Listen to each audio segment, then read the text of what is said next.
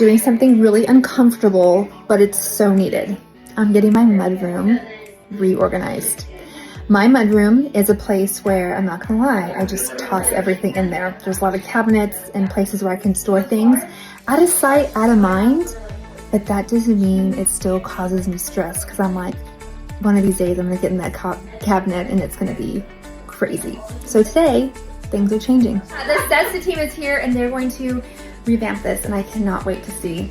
Ladies, get to work!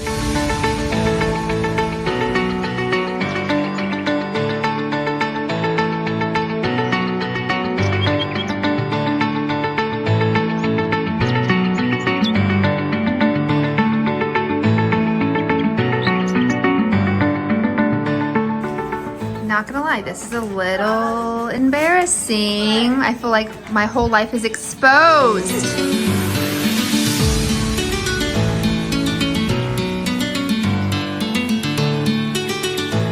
And here's the after.